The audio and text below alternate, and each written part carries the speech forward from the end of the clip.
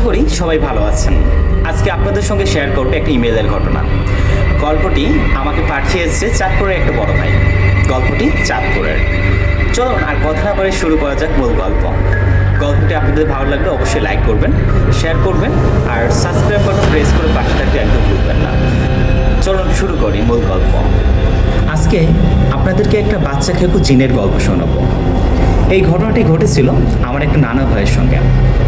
নানা ভাই ছিলেন একজন রিক্সা চালক। তিনি বেশি টাকা আয়ের জন্য প্রতিদিন রাতে রিক্সা নিয়ে বের হতেন, কারণ রাতে ভাড়া একটু বেশি পাওয়া যায়। নানা ভাই একদিন রিক্সা নিয়ে আমাদের শহর থেকে প্রায় 5-6 মাইল দূরে ভাড়া নিয়ে গেছিল। যখন সে ফিরে আসছিল তখন প্রায় রাত 2টা কি 3টা হবে। নানা ভাই যে রাস্তা দিয়ে আসছিল সেটা ছিল মাটির কাঁচা রাস্তা। রাস্তার দুপাশে সারি সারি খেজুর গাছ, চারিদিকে সব কিছু যেন নিঃশব্দ হয়ে আছে, কোথাও কোনো মানুষ নাই। নানা ভাই তার রিক্সার নিচে ঝুলিয়ে রাখা হারিকেন আলোয় পথ দেখে চলছে। হঠাৎ পিছন থেকে কে যেন ডাক দিল, এই রিক্সা থামাও, আমাকে নিয়ে যাও।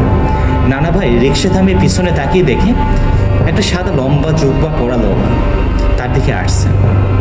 নানা ভাই সামনে এসে জিজ্ঞেস করলো, ভাই সামনে একটা কবরস্থান আছে, আমি ওই কবরস্থানের খাদেম, আমাকে যদি ওই কবরস্থানে গেটে নিয়ে গেলে আমার খুব উপকার হতো।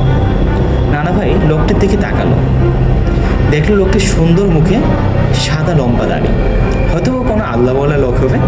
তাই সে রিক্সায় উঠে বসতে বললো। লোকটি রিক্সায় ওঠার পরে নানা ভাই তাকে বললো, ভাড়া কিন্তু ডবল দিতে হবে। তখন লোকটি কণার কথা না বলে চুপ করে রইল, যতক্ষণ পর্যন্ত কবরস্থানে গেট না পেল। লোকটি নানা ভাইয়ের সাথে একটা কথাও বলেনি। কবরস্থানে গেট আসলে নানা ভাই তাকে একটি বলল, তুমি এখানে দাঁড়াও, আমি এক্ষুনি আসছি। তাই বলে সে কবরস্থানের ভিতরে চলে গেল। কিছুক্ষণ পর সে একটা বস্তায় কি যেন নিয়ে ফিরে এলো। নানা ভাইকে বলল, তুমি আমাকে যেখান থেকে নিয়ে এসেছো সেখানে রেখে এসো, এখন অনেক রাত হয়েছে। তাই নানা ভাই লোকটিকে বলল, আমি আর যাবো না, আমি বাড়িতে যাব, আমাকে ভাড়া দিয়ে দিন। লোকটি যেন একটু রেগে গিয়ে বলল, তুমি চলো, আমি তোমাকে অনেক মূল্যবান কিছু দেব। তাই বলে লোকটি নানা ভাইয়ের হাতে কয়েকটি সোনার ময়ন ধরিয়ে দিল। নানা ভাই সোনার কয়েন দেখে একটু অবাক হলো, তারপর সে কয়েনগুলো পকেটে রেখে দিল। লোকটি বলল, এটা নাও, আর পরে পথ চলার পথে পিছনে একবারও তাকাবে না, তাহলে তোমার ক্ষতি হবে। নানা ভাই কিছুটা মনের মধ্যে ভয় অনুভব করলো। তারপরও সে নিরুপায় হয়ে লোকটিকে রিক্সায় বসিয়ে গন্তব্যস্থলে যেতে লাগলো। কিছুক্ষণ আর যেতে না যেতে পিছন থেকে কেমন যেন একটা অদ্ভুত শব্দ শুনতে পেল।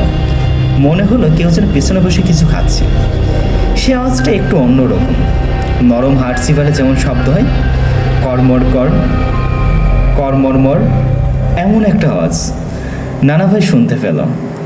অনেকক্ষণ ধরে নানা ভাই শব্দটা শুনছে, তাই পিছনে কি হচ্ছে দেখার জন্য তার মন বেকুল হয়ে পড়ল। তখন সে নানা ভাইয়ের লোকটি নিষেধ করার কথাটি ভুলে গেল। সে নিজেকে সামলে ভয়ে ভয়ে পিছনের দিকে তাকালো। তাকিয়ে দেখলো একটা কি ভয়ঙ্কর দৃশ্য। তার পিছনে বসা লোকটি আসলে মানুষ নয়, সে একটা বাচ্চাকে চিবিয়ে খাচ্ছে। এমন এক ভয়ঙ্কর দৃশ্য যেটা দেখার নয়।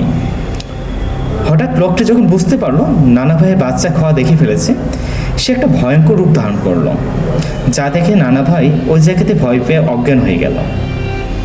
পরে রাত শেষ হলে এলাকার কিছু মানুষ নানা ভাইকে হসপিটালে ভর্তি করে। খোঁজ নিয়ে আমাদেরকে জানায়, কিন্তু এর কিছুদিন পর নানা ভাই মৃত্যুবরণ করেন। আর ওই লোকটির দেয়া সোনার মোহর আর কিছুই খুঁজে পাওয়া যায় না।